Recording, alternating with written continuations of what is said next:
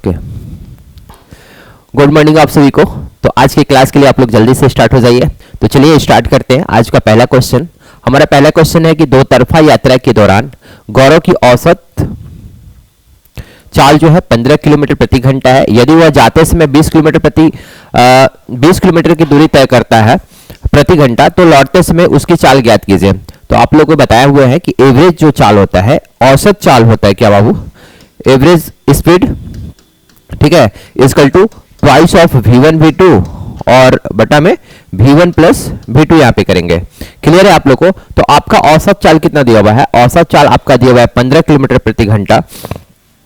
तो यहाँ पे रखेंगे 15 इक्वल टू 2, जाते समय चाल आपका कितना है, जाते समय 20 है, तो आते समय पूछ रहा है, तो इसको मान लीजिए कि v1 v2 यहाँ पे होगा, तो v2 और बटा में क्या करेंगे कि 20 प्लस v2 यहाँ पे कर देते हैं। इसके बाद क्या करेंगे, क्रॉस मल्टीप्लिकेशन करेंगे। तो क्रॉस मल्टीप्लिकेशन कीजिएगा तो 15 इंटू 20 कीजिएगा तो यहाँ पे 300 हो जाएगा। 300 plus 15 v2 equal to 40 v2। Clear है यहाँ पे।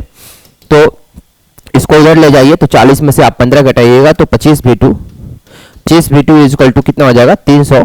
तो आप यहाँ से v2 निकाल लीजिएगा कि v2 कितना हो जाएगा 300 बाई 25, तो ये 12 मिनट में कट जाएगा। 25 चौके 100 चौथी 12 किलोमीटर प्रति घंटा। तो आपका आंसर हो जाएगा ऑप्शन नंबर डी, इसका राइट आंसर होगा 12 किलोमीटर प्रति घंटा।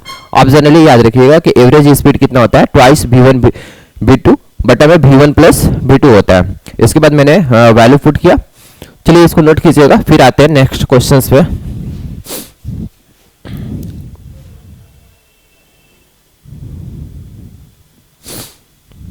देखिए हमारा जो सेकंड क्वेश्चन है, सेकंड क्वेश्चन कह रहा है कि यदि x plus Y plus Z का वैल्यू कितना दिया हुआ है, 11 दिया हुआ है, और X Y plus Y Z plus Z X का वैल्यू 42 दिया हुआ है, तो X square plus Y square plus Z square का वैल्यू कितना होगा। तो आप लोगों को पता है कि a plus B plus C का होल स्क्वायर का फॉर्मूला क्या होता है, A square plus B square plus C square plus 2ab plus 2bc plus 2ca। अब इसको नोट कर देते हैं, लिखते हैं जैसे X plus Y plus Z का होल स्क्वायर का फॉर्मूला आपका हो जाएगा X square plus Y square plus Z square plus 2, बाहर निकाल लेते हैं तो कितना हो जाएगा X Y plus Y Z plus Z X. तो आप कहोगे कि यहाँ पे x plus Y plus Z का वैल्यू कितना दिया हुआ है 11, तो 11 का स्क्वायर कीजिएगा तो 121 हो जाएगा, और equal to X square plus Y square plus Z square का वैल्यू फाइंड आउट करना है। तो इसको इसी तरह से छोड़ देंगे, X square plus Y square plus Z square plus 2, और X Y plus Y Z plus Z X का वैल्यू कितना दिया हुआ 42 दिया हुआ है। तो यहां से क्या करेंगे बाबू कि X square plus Y square plus Z square का वैल्यू हमको फाइंड आउट करना है। तो 121 में से आप घटा दीजिएगा, 2 इंटू 42 कीजिएगा तो कितना हो जाएगा 84 हो जाएगा। तो आपका आंसर कितना हो जाएगा 37। ऑप्शन नंबर बी जो है इसका राइट आंसर होगा। इसको नोट कीजिए आप लोग।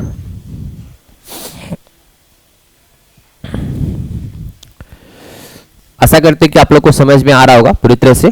अगर कोई भी प्रॉब्लम है तो आप लोग कमेंट्स कीजिएगा। देखिए अब आते हैं नेक्स्ट क्वेश्चंस, क्वेश्चन नंबर 3 पे। हमारा 3 नंबर क्वेश्चंस का है टाइम एंड वर्क का, ये बहुत अच्छा क्वेश्चन है, और इस तरह का क्वेश्चन हम पीछे भी आप लोग को डिस्कस कर चुके हैं। क्वेश्चन में कह रहा है कि पी और क्यू अकेले एक काम को क्रमशः 9 दिन और 12 दिन में पूरा कर सकता है। पी जो है 9 दिन में पूरा कर रहा है और क्यू जो है कितना दिन में पूरा कर रहा है बाबू 12 दिन में कर रहा है। तो कह रहा है कि यदि क्यू काम को स्टार्ट करता है और एक एक दिन छोड़ करके काम करते हैं तो कार्य कितने दिन में पूरा होगा। तो एक एक दिन छोड़ करके मतलब क्या है, अल्टरनेट वाला क्वेश्चन है, ठीक है। तो सबसे पहले स्टार्ट कौन करता है, क्यू करता है। तो देखिए यहां पे हम क्या करेंगे, यहां पे पी और ये क्यू, पी जो है काम को कितना दिन में करता है 9 दिन में, और क्यू जो है 12 दिन में।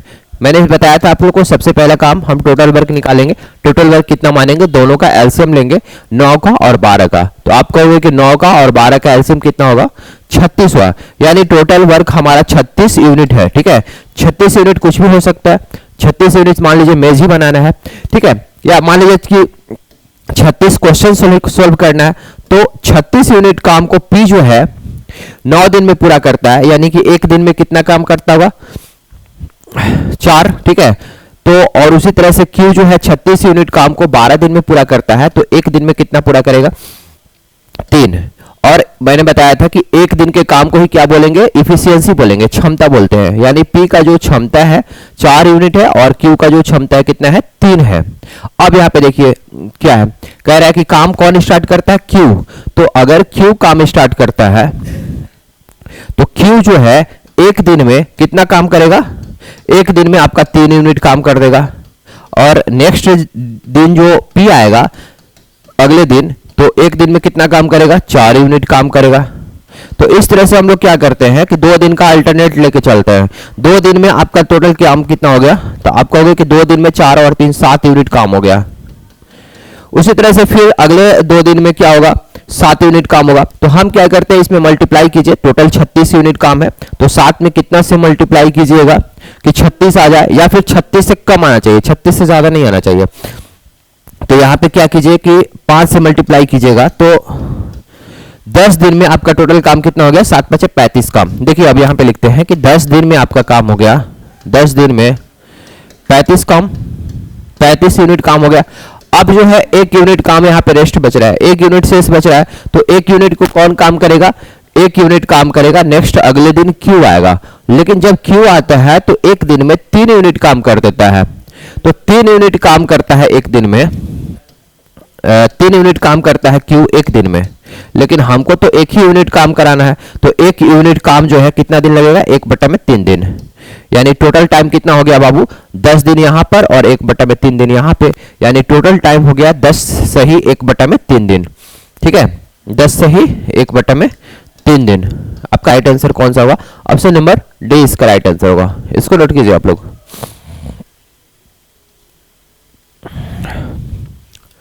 देखिए इसके बाद आते हैं नेक्स्ट क्वेश्चन, क्वेश्चन नंबर 4 पे।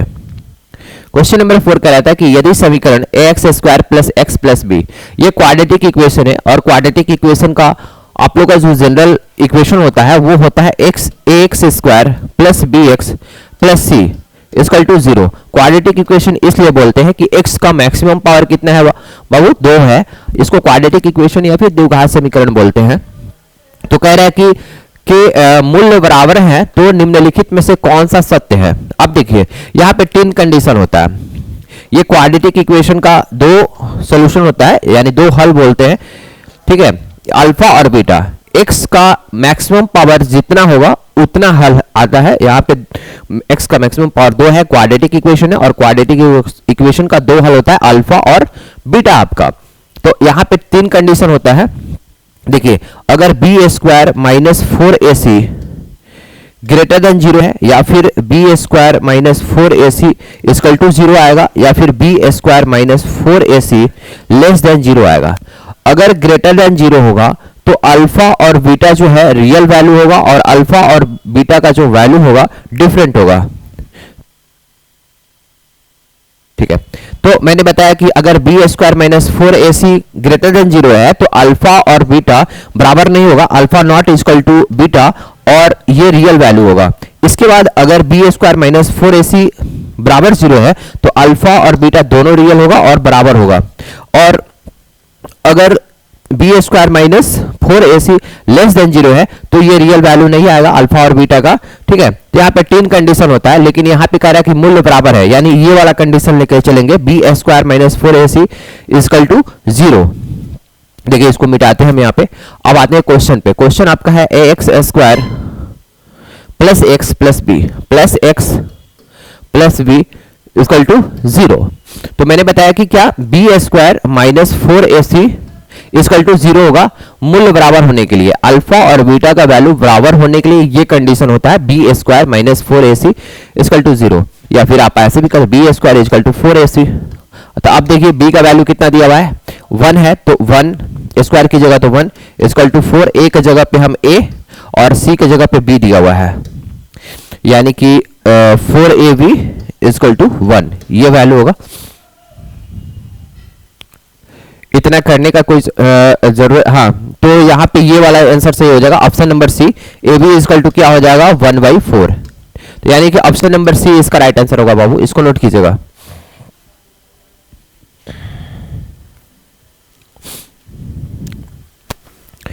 देखिए इसके बाद हम आते हैं नेक्स्ट क्वेश्चन, क्वेश्चन नंबर 5 पे। क्वेश्चन नंबर 5 कह रहा है कि एक वर्ष पूर्व साकेत और तिलक की एज का क्रमशः अनुपात क्या है? 5:6 है। और 4 वर्ष के बाद यह अनुपात कितना हो जाता है? 6:7 हो जाता है। तो साकेत का वर्तमान एज ज्ञात करना है। साकेत का पूछ रहा है कि वर्तमान एज, यह जो है क्वेश्चन एज का क्वेश्चन है और बहुत इंपॉर्टेंट क्वेश्चन है। देखिए साकेत है और यहाँ पे तिलक है, उसके एज का अनुपात कितना दिया हुआ बाबू? 5:6 दिया हुआ है। लेकिन ये जो अनुपात दिया हुआ है वर्तमान न देकर 1 साल पहले का दिया हुआ है, 1 साल पूर्व, 1 साल पूर्व दिया हुआ है और कह रहा है कि 5:6 हो 6:7 हो जाता है। ठीक है, 6:7 हो रहा है, 6:7 हो रहा है। लेकिन ये जो अनुपात है कितना दिन के बाद हो रहा है? 4 साल बाद हो रहा है, 4 साल बाद।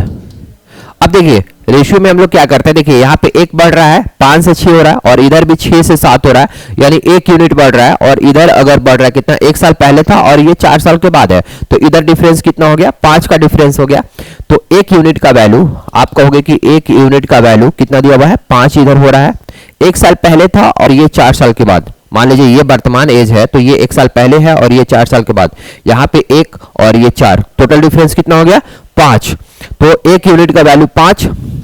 तो पूछ रहा है कि साकेत का वर्तमान एज कितना होगा? तो वर्तमान एज अगर हम 5 यूनिट का वैल्यू निकालते हैं, 5 यूनिट का वैल्यू कितना हो जाएगा? 5 यूनिट का वैल्यू आपका हो जाएगा 25। तो ये जो 5 यूनिट है ये 1 साल पहले है साकेत का एज, तो साकेत का 1 साल पहले था 25, तो वर्तमान एज कितना हो जाएगा बाबू? 26 हो जाएगा। तो आपका आंसर हो जाएगा 26। वर्तमान एज कितना हो जाएगा? 26। इसको नोट कीजिए आप लोग।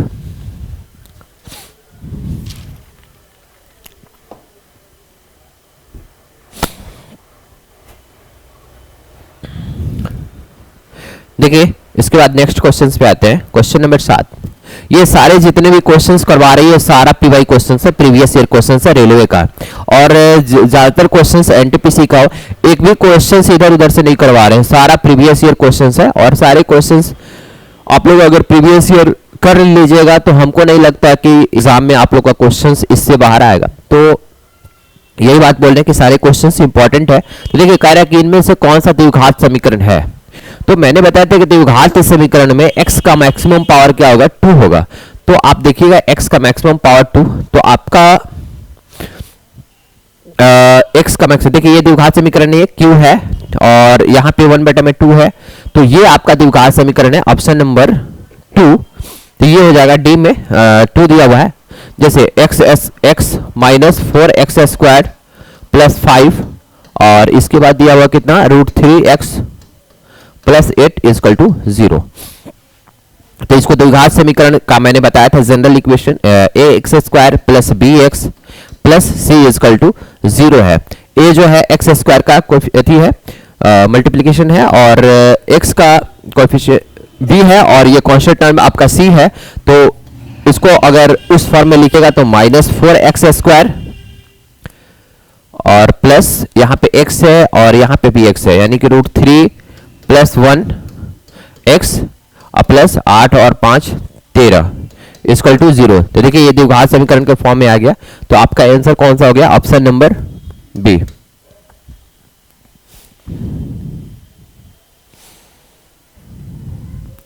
आइए इसके बाद आते हैं नेक्स्ट क्वेश्चंस पे। क्वेश्चन नंबर 7 कह रहा है, क्वेश्चन नंबर 7 की यदि किसी घन के एक फलन का परिमाप 24 सेंटीमीटर है तो उसका आयतन क्या होगा? देखिए घन आप लोग जानते हो, घन में कितना होता है? फलन 6 होता है। अब देखिए तो परिमाप इसका कितना दिया हुआ है? अगर आप फलक की बात कीजिएगा तो देखिए फलक तो क्या होता है? एक स्क्वायर टाइप का ही होता है घन में। तो इसका परिमाप दिया हुआ है 24, इसका परिमाप जो दिया हुआ है 24, यानी कि 4a 4 अगर ये साइड है और चारों साइड बराबर होता है, ठीक है। देखिए घन इस तरह का होता है, आपको बता देते हैं, डाइस एक तरह का। तो 4a का वैल्यू कितना दिया हुआ है? 4a का वैल्यू आपका दिया हुआ है कितना बाबू? 24 दिया हुआ है। तो a का वैल्यू कितना हो जाएगा? 6 हो जाएगा। क्लियर है? यानी साइड का a का वैल्यू 6 हो गया। तो पूछ रहा है कि आयतन कितना होगा? वॉल्यूम पूछ रहा है। तो घन का वॉल्यूम आयतन क्या होता है? तो एक क्यू होता है, यानी कि 6 का क्यू, और 6 का क्यू कीजिएगा तो आपका हो जाएगा 216 सेंटीमीटर क्यू, यानी ऑप्शन नंबर डी इसका राइट आंसर होगा। इसको नोट कीजिए आप लोग।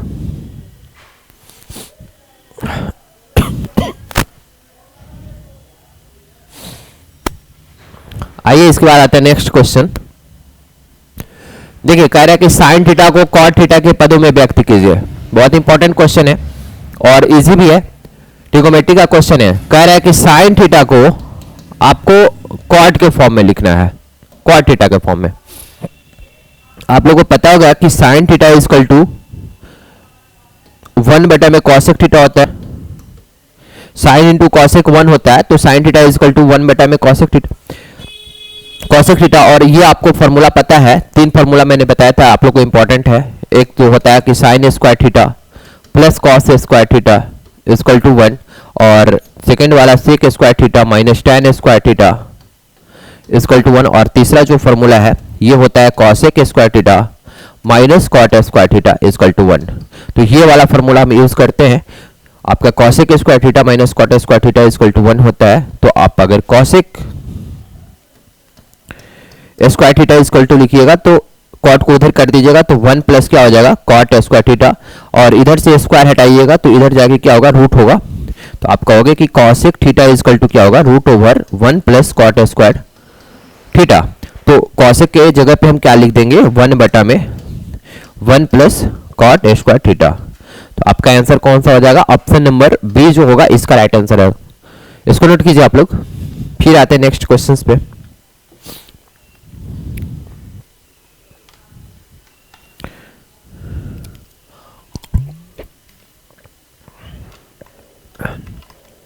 देखिए हमारा अगला क्वेश्चन है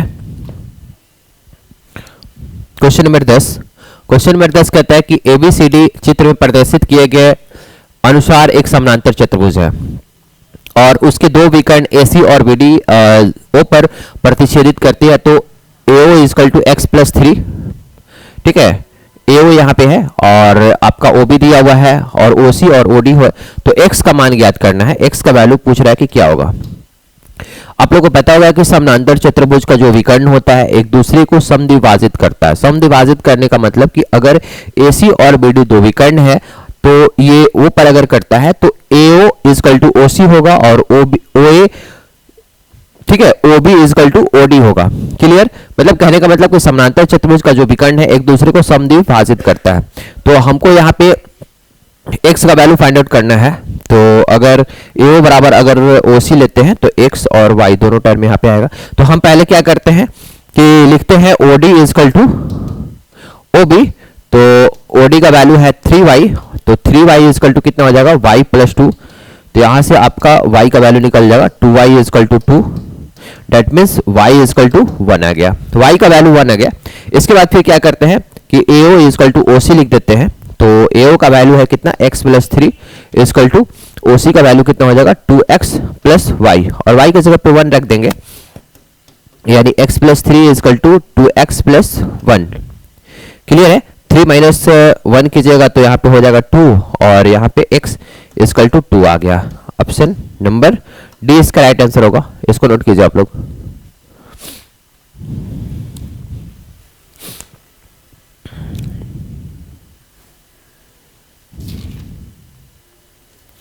देखिए इसके बाद आते हैं नेक्स्ट क्वेश्चंस। आपका क्वेश्चन नंबर 11। क्वेश्चन नंबर 11 में फिगर नहीं है। एबीसीडी में यदि a इक्वल टू 40 दिया हुआ है और b इक्वल टू 70 दिया हुआ है तो बहिष कोण a का मान ज्ञात करना है। देखिए एक ट्रायंगल है और a को हम नीचे ही मान लेते हैं, a मान लेते हैं, यहाँ b मान लेते हैं और ये c मान लेते हैं। क्लियर है, अगर a का वैल्यू कितना दिया हुआ है 40 डिग्री दिया हुआ है और आपका दिया हुआ है b का वैल्यू 70 डिग्री, तो कह रहा है बहिष कोण a का मान क्या होगा। बहिष कोण ये पूछ रहा है, इसका वैल्यू पूछ रहा है कि a का वैल्यू क्या होगा, बहिष कोण a का वैल्यू। तो आप लोगों को पता है कि ये स्ट्रेट लाइन है और स्ट्रेट लाइन पे टोटल एंगल कितना बनेगा 180 बनेगा। ये टोटल एंगल 180 बनेगा, तो जिसमें ये 40 है तो ये कितना हो जाएगा 140 हो जाएगा। ठीक है, यानी ऑप्शन नंबर ए इसका राइट आंसर होगा।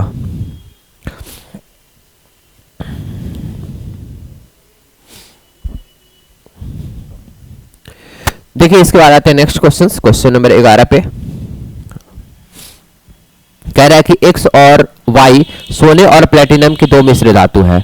इसके बाद कह रहा है कि इस धातु में क्रमशः 5:2 और 5:7 के अनुपात में मिलाकर के तैयार किया जाता है।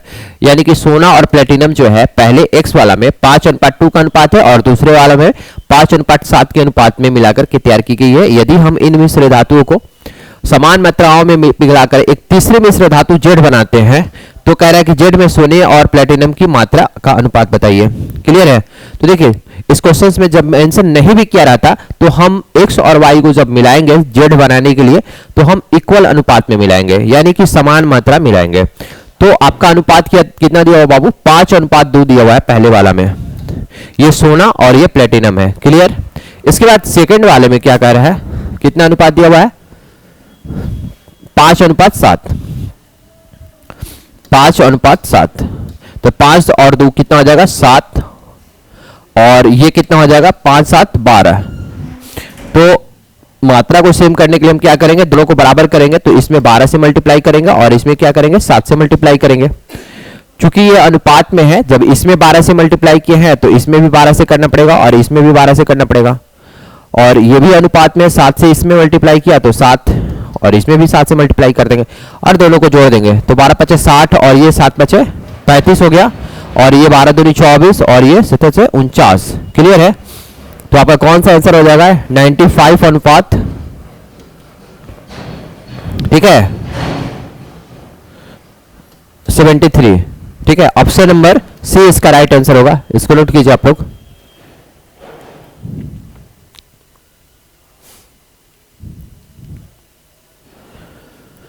देखिए इसके बाद आते हैं next question, question number 13।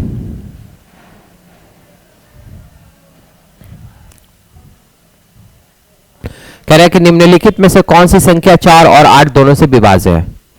Option दिया हुआ है, चारों ऑप्शन को ही चेक कर लेते हैं। तो 4 से डिवाइड करने के लिए क्या है, आपका जो संख्या है, संख्या का लास्ट 2 डिजिट क्या होगा? 4 से डिवाइड होना चाहिए। और 8 से डिवाइड होने के लिए क्या नियम है? 8 से डिवाइड होने के लिए नियम है कि लास्ट जो 3 डिजिट है वो 8 से डिवाइड होना चाहिए।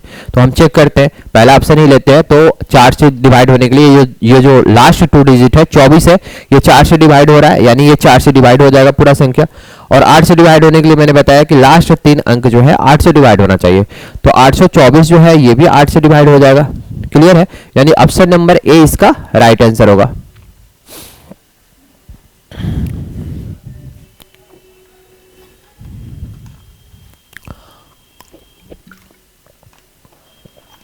इसके बाद आइए देखते हैं क्वेश्चन नंबर 13। क्वेश्चन नंबर 13 कह रहा है कि sine square 22 plus sine square 68 और कॉस स्क्वायर 33 और कॉस स्क्वायर 57 का अनुपात ज्ञात कीजिए। देखिए sine square 22 plus sine square 68 बटा में cos square 33 plus cos square, बहुत इजी क्वेश्चन है ट्रिग्नोमेट्री का। क्लियर है? तो जब भी ये दोनों संख्या का मतलब नंबर का 22 और 68 का जो सम है अगर 90 के बराबर होगा तो इसका वैल्यू 1 होता है। और कैसे होता है हम अभी डिटेल में बताएंगे। और 33 और 57 का दोनों का ऐड कीजिएगा तो कितना होगा? 90 होगा।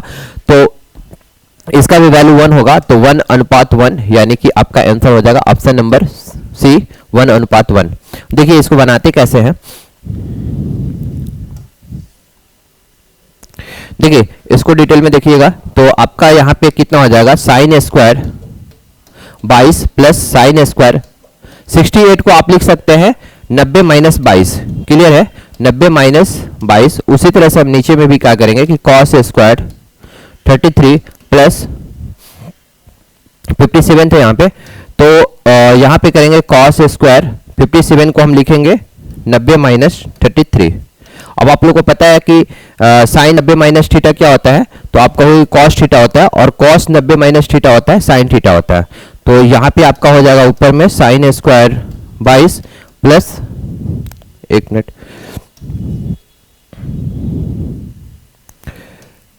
Sine square 22 plus cos square 22 और बटा में कितना हो जाएगा? Cos square 33 plus cos square 33। आप लोगों को फॉर्मूला पता है, अभी जस्ट बताया कि sine square theta plus cos square theta 1 होता है, और नीचे में भी कॉस स्क्वायर थीटा प्लस ये साइन थीटा हो जाएगा।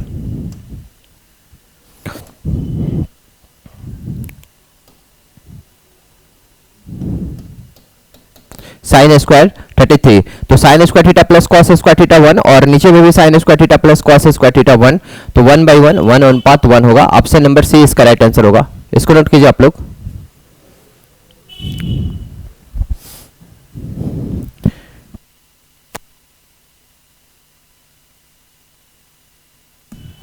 देखिए आते हैं नेक्स्ट क्वेश्चन, क्वेश्चन नंबर 14।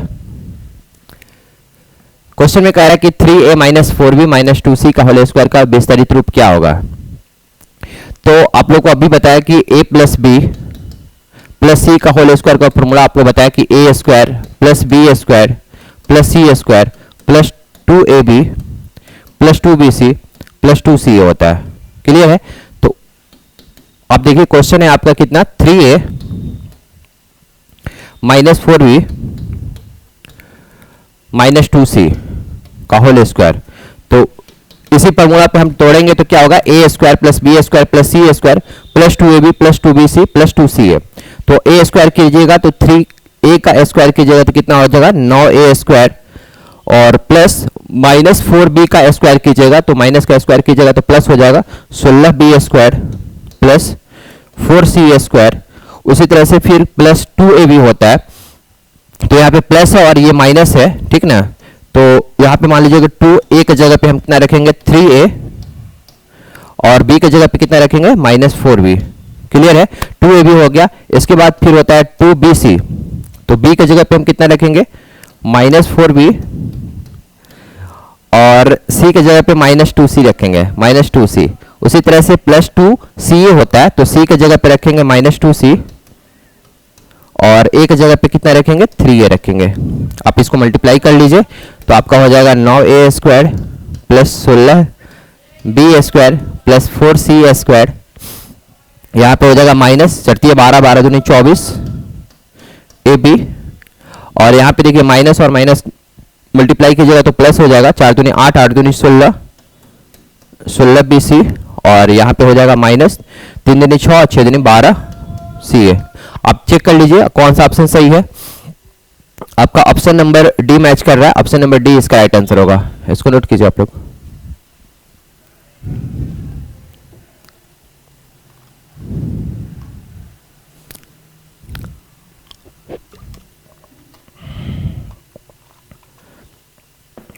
देखिए इसके बाद आते हैं नेक्स्ट क्वेश्चन, क्वेश्चन नंबर 15 पे। क्वेश्चन नंबर 15 कह रहा है कि 5 पुरुष और 6 महिला किसी काम को 6 दिन में कर सकते हैं, जबकि 3 पुरुष और 5 महिला उसी काम को 9 दिन में कर सकते हैं। तो 3 पुरुष और 2 महिला उस काम को कितने दिन में कर सकेंगे। आपको पिछली क्लास में मैंने बताया था आपको क्या, एमडीएच फॉर्मूला, एमडीएच कांस्टेंट होता है, तो मैन इनटू डे बराबर होगा। तो जैसे देखिए कि यहाँ पे लिखेंगे 5 मैन और यहाँ पे दिया हुआ है 6 महिला, तो 6W। ये कितना दिन में कर रहा है, काम को कर रहा है 6 दिन में। और इधर आप भी आपको बराबर कर देंगे, 3 पुरुष 3M, और आपका इधर है 5 महिला 5 महिला है,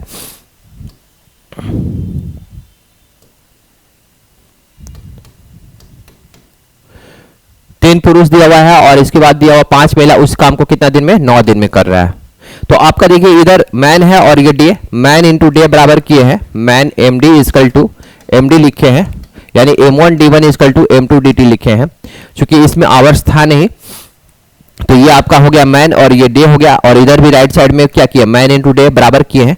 अब यहाँ से रेशियो निकालेंगे हम M/W का। क्लियर है? तो यहाँ पे देखिए कट रहा है 3 दूनी 6 और 3 के 9, तो आपका कितना हो जाएगा 5 दूनी 10 M प्लस 6 दूनी 12 W इजकल टू कितना हो जाएगा 3 के 9 M प्लस 15 W। क्लियर है? तो यहाँ पे आप कीजिएगा 10 M माइनस 9 M कीजिएगा तो M इजकल टू 3W। तो यहाँ पे आपका क्या हो जाएगा, M/W का वैल्यू कितना हो जाएगा 3:1, यानी कि एक आदमी का इफिशियंसी अगर 3 यूनिट है तो एक महिला का इफिशियंसी कितना है, 1 यूनिट है। अब इसके बाद हमारा काम होता है टोटल वर्क निकालना। तो टोटल वर्क आप कैसे निकालोगे, टोटल वर्क आपका हो जाएगा, किसी में भी वैल्यू पुट कर दीजिए, या तो इसमें पुट कर दीजिए एम और डब्ल्यू का वैल्यू, या फिर इसमें पुट कर दीजिए। तो हम इसी में करते हैं। तो 5 एम है तो 5 इंटू 3 और 6 इंटू 1 कर देंगे, यहाँ पे 6 इंटू 1 और मल्टीप्लाई करेंगे 6 से। तो ये आपका टोटल वर्क हो गया कितना, 15 और 6 21 इंटू 6। क्लियर है, ये आपका हो गया टोटल वर्क। इसके बाद कह रहा है कि कितना टाइम लगेगा, तो टाइमिंग निकालने के लिए हम क्या करेंगे, टी इक्वल टू क्या हो जाएगा, 3 पुरुष और 2 महिला। क्वेश्चन में कह रहा है कि 3 पुरुष और 2 महिला मिलकर इस काम को कितना दिन में करेगा, टाइम 3 पुरुष और 2 महिला। तो टोटल वर्क को डिवाइड करेंगे इफिशियंसी से, आपका टोटल वर्क कितना आ गया था, टोटल वर्क आपका आया था 21 इंटू 6 और 3 पुरुष है तो एम के जगह पे 3 रखेंगे और डब्ल्यू की जगह पे क्या रखेंगे, 1 रखेंगे। तो 3 इंटू 3 प्लस 2 इंटू 1, तो आप देख लीजिए कितना आ रहा है, 3 9 और 2 11, ठीक है। तो ये 6 दूनी 12, 126 बाई 11 आपका आंसर हो जाएगा। देख लीजिए कौन सा ऑप्शन, 121 और 5 26, ऑप्शन नंबर बी इसका राइट आंसर होगा, यानी कि 11 से ही 5/11 दिन। नोट कीजिए आप इसको।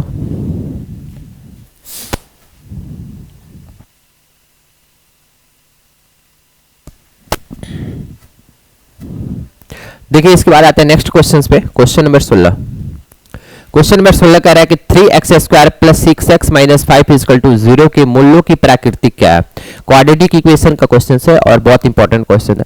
तो आपको एक बार फिर से हम रिपीट करते हैं, क्वाड्रेटिक इक्वेशन का जनरल इक्वेशन होता है ax² plus bx plus c equal to 0। यहाँ पे 3 कंडीशन होता है, अगर b² माइनस 4ac का वैल्यू यहाँ पे निकालेंगे, या तो ये ग्रेटर देन 0 आएगा, या बराबर 0 के बराबर आएगा, या फिर लेस देन 0 आएगा। अगर ग्रेटर देन 0 आएगा तो मूल्य जो होगा अल्फा और बीटा वो रियल होगा और अनइक्वल होगा, यानी बराबर नहीं होगा। और अगर b² माइनस 4ac का वैल्यू 0 के बराबर होता है तो अल्फा और बीटा जो होगा रियल वैल्यू होगा और उसका वैल्यू बराबर होगा, यानी अल्फा बराबर बीटा होगा। और यहाँ पे अगर लेस देन 0 आता है यानी रियल वैल्यू नहीं आएगा अल्फा और बीटा का।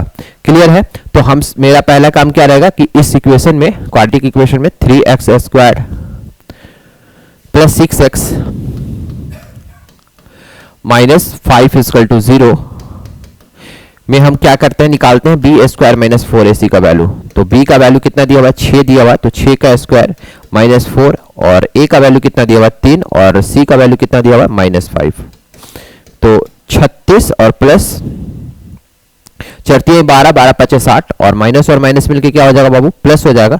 तो 60, तो आपका कितना हो जाएगा 96 आ गया। तो 96 सिंपल सा चीज है कि ग्रेटर देन 0 है, और ग्रेटर देन 0 है तो मूल्य क्या होगा, वास्तविक होगा और असमान होगा।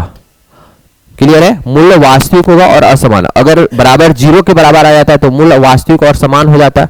क्लियर है, और अगर लेस देन 0 आता है तो आप कहते हैं कि कोई भी मूल्य वास्तविक नहीं है।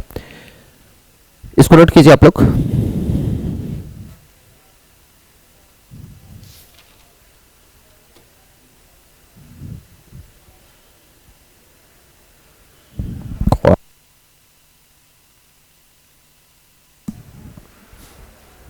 देखिए इसके बाद आते हैं नेक्स्ट क्वेश्चन, क्वेश्चन नंबर 17 पे। कह रहा है कि ए बी सी कोई व्यवसाय शुरू करते हैं और वे क्रमशः 6 महीने, 12 महीने और 14 महीने के लिए साझेदारी करते हैं। यदि उनके लाभों का अनुपात क्रमशः 5:4:7 है तो उसके संबंधित निवेशों का अनुपात क्या कीजिए। तो ये शेयरिंग का क्वेश्चन है, पार्टनरशिप जो करते हैं, तो पार्टनरशिप में आप जितना इन्वेस्ट करते हैं और जितने टाइम के लिए करते हैं उसी हिसाब से आपको प्रॉफिट मिलता है। यानी आप कह सकते हो कि प्रॉफिट जो मिलता है निवेश इनटू टाइम के रेशियो में मिलता है। लाभ जो होता है ये होता है आपका निवेश इनटू समय। तो यहां पे अनुपात पूछ रहा है संबंधित निवेशों का अनुपात, तो निवेश का अनुपात लाभ बटा में समय कर देंगे। तो लाभ आपको कितना मिल रहा है 5:4, 5:4:7। क्लियर है, और आपका टाइम कितना है 6 मंथ, 12 मंथ और 14 मंथ। 6 मंथ, 12 मंथ और 14 मंथ। हमने क्या किया कि लाभ बटा में टाइमिंग कर दिया, तो आपका लाभ बटा में टाइम कर दिए तो आपका निवेश का अनुपात यहां पे निकल गया। क्लियर है, तो देखिए यहाँ पे क्या करते हैं कि 6 है तो 2 से सबको काट देते हैं, तो यहाँ पे हो जाएगा 5:3, 5/3 सॉरी, और यहाँ पे 4/6 और यहाँ पे 7/7। क्लियर है? तो 5/3 कर दीजिए, यहाँ पे 2/3 कर दीजिए और यहाँ पे 1 कर दीजिए। 3 से तीनों में मल्टीप्लाई करते हैं, तीनों में मल्टीप्लाई करेंगे तो आपका अनुपात कितना हो जाएगा? 5:2:3। 5:2:3 यानी ऑप्शन नंबर ए इसका राइट आंसर होगा। इसको नोट कीजिए आप लोग। इसके बाद देखिए नेक्स्ट क्वेश्चन आपका, देखिए क्वेश्चन नंबर 18 जो है रेकरिंग का क्वेश्चन है। और रेकरिंग के क्वेश्चंस को हम कैसे बनाते हैं? देखिए 0 पॉइंट कितना दिया हुआ है?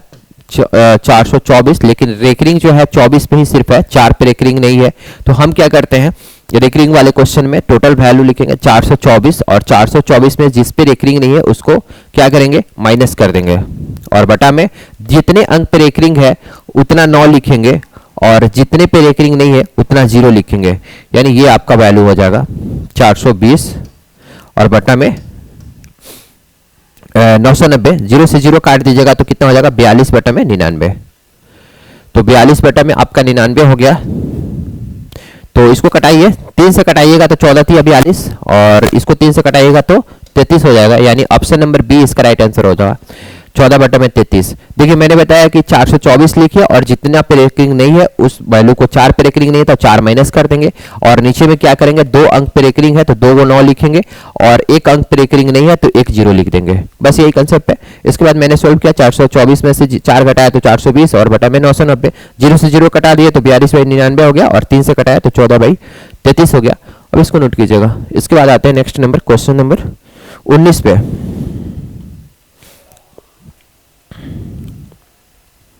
देखिए क्वेश्चन नंबर 19 कह रहा है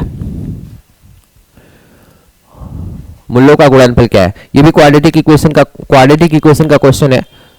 ये कह रहा है कि 3x स्क्वायर माइनस 13x और प्लस 6 इक्वल टू 0।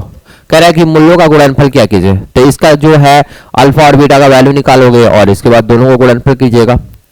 नहीं सॉरी, थी वो तो डिटेल हो गया। अगर मूल्यों का गुणनफल पूछता है यानी अल्फा इंटू बीटा, तो आप क्या करोगे? c/a होता है।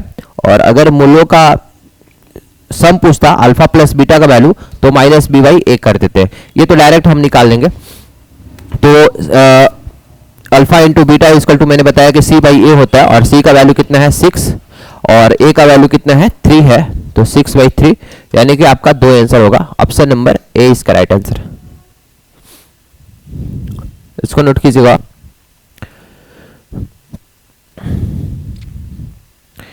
देखिए इसके बाद आते हैं next question, question number 22। Question number कह रहा है कि 6, 18 और 39 और x समानुपात में है। मैं आपको बता दूं कि अगर a, b, c और d ये समानुपात है, तो आप कहोगे कि a/b इक्वल टू क्या होता है? c/d होता है। यही चीज है, अगर a, b, c और d जो है समानुपात है तो a/b इक्वल टू c/d होता है। यानी क्रॉस मल्टीप्लिकेशन कीजिएगा तो क्या हो जाएगा? AD इक्वल टू BC हो गया। उसी तरह से आपका कह रहा है क्वेश्चन में कि 6, 18, 39 और x जो है अनुपात में है, तो 6/18 इक्वल टू क्या हो जाएगा? 39/x हो जाएगा। तो आप यहाँ से x का वैल्यू फाइंड आउट कर सकते हैं। 36, 18 यहाँ पे 3 मर्त में कट जाएगा ना बाबू, तो 3 मर्त में कट जाएगा, तो क्रॉस मल्टीप्लिकेशन कीजिएगा तो x बराबर क्या हो जाएगा? 39 इंटू 3 यानी 27, 2, 9, 10, 11, 117 आपका राइट आंसर हो जाएगा। Option number C. तो आज जो है 20 क्वेश्चंस का जो सेशन था ये समाप्त होता है यहीं पे। फिर आप लोग से मिलते हैं नेक्स्ट क्लास में, और आप लोगों को कोई भी प्रॉब्लम होगा तो आप लोग मैसेज कीजिएगा, कमेंट्स कीजिएगा, ठीक है। तो आज के लिए इतना ही।